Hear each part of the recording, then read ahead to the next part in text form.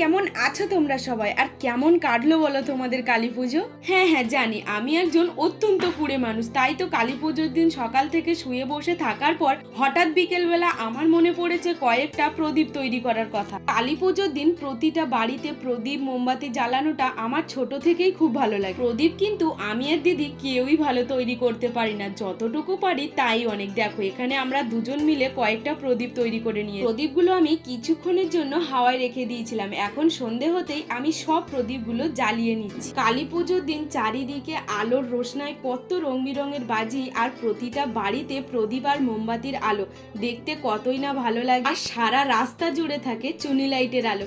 আজকেও আমরা বাড়িটাকে সুন্দর করে সাজিয়েছি প্রদীপের আলো, মোমবাতির আলো আর চুনি লাইটের আলোয় পুরো বাড়িটা ঝলমল করছে। কালী পুজোর দিন আমরা কিন্তু পুকুরে মোমবাতি ভাসিয়ে থাকি।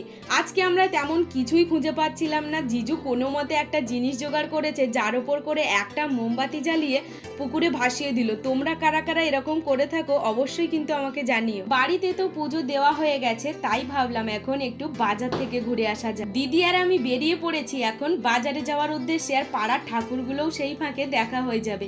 দেখো রাস্তাটা কত সুন্দরভাবে সাজিয়ে। আর এবারের কালী পুজোটা কিন্তু আমি আমার দিদির বাড়িতেই কাটাচ্ছি। এই দেখো, এই হলো বাজারের সব থেকে বড় কালী ঠাকুর। কালীমাকে তো মন ভরে দর্শন করে নিয়েছি।